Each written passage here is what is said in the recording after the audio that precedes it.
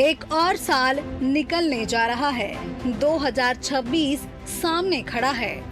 2026 में किसानों की झोली में क्या होगा? किसानों के चेहरे पर कितनी उम्मीदें हैं? सरकार के मुताबिक पिछले 2 साल में कृषि उत्पादन में बड़ा उछाल आया है। मध्य प्रदेश सोयाबीन और मक्का उत्पादन में देश के पहले स्थान पर पहुंचा है। गेहूं, दलहन, तिलहन और मोटे अनाज भी प्रदेश से शीर्ष राज्यों में शामिल हुआ है। भावांतर भुगतान योजना से लाखों किसानों को मंडी में बेहतर दाम मिले। खाद वितरण का 70% काम सरकारी समितियों के जरिए किया गया है। सरकार का दावा है कोई किसान बोनी से वंचित नहीं रहा। मुख्यमंत्री किसान कल्याण योजना, प्रधानमंत्री फसल बीमा योजना के अंतर्गत करोड़ों रुपए की सहायता सीधे किसानों तक पहुंची है। इससे कृषि को लाभ व्यवसायी बनाने की दिशा में ठोस कदम उठाए गए हैं।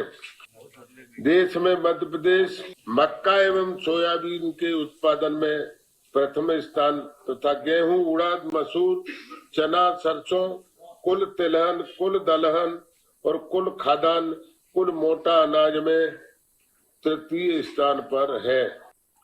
मध्य प्रदेश सरकार द्वारा किसान भाइयों की मेहनत का प्रतिफल प्रदान करने के लिए सोयाबीन की फसल हेतु भावांतर भुगतान योजना लागू की गई है, जिसके अंतर्गत 9,36,000 कृषकों का पंजीयन हुआ है। अभी तक लगभग 6 लाख कृषकों के द्वारा 13,89,000 मीट्रिक टन सोयाबीन का विक्रय मंडियों में किया गया है। 2 साल का कृषि रिपोर्ट कार्ड। सोयाबीन, मक्का पहला स्थान। अन्य प्रमुख फसलें शीर्ष 3 राज्यों में। भावांतर भुगतान लाखों किसानों को लाभ। खाद वितरण 70% सरकारी मॉडल। वहीं कांग्रेस का आरोप है कि सरकारी आंकड़े और जमीनी हकीकत में बड़ा अंतर है। खाद के लिए किसानों को लाइनों में लगना पड़ा, तस्वीरें सामने आई। कर्ज माफी नहीं होने से छोटे किसानों पर कर्ज और लागत का दबाव बढ़ा। भावांतर योजना सीमित फसलों तक रही, सभी किसानों को फायदा नहीं मिला। कांग्रेस ने 2026 के लिए सिंचाई, बीज और एमएसपी पर ठोस रोडमैप की मांग की है।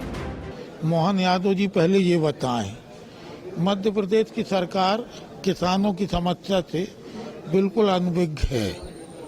जहां मुख्यमंत्री एक तरफ केंद्र सरकार को समर्थन मूल्य के लिए पत्र लिखते हैं कि केंद्र सरकार अब इसको खुद करे, राज्य सरकार असमर्थ है। दूसरी तरफ बार बार समर्थन मूल्य की भी मामले में गोलमोल जवाब देते हैं। खाद की स्थिति क्या है, बीज की स्थिति क्या है, सब जानते हैं। इनके अधिकारी बोलते कि यदि किसानों को 10 घंटे बिजली को देगा जो अधिकारी, वो नाप लिया जाएगा। तो ये कुल मिला के हर मोर्चे में ये सरकार फेल। तो सवाल यही है, क्या पिछले 2 साल की प्रगति 2026 को किसानों के लिए बेहतर बना पाएगी, या फिर योजनाओं और जमीनी हकीकत के बीच खाई बनी रहेगी? Bureau report, TV 24 news, Bhopal.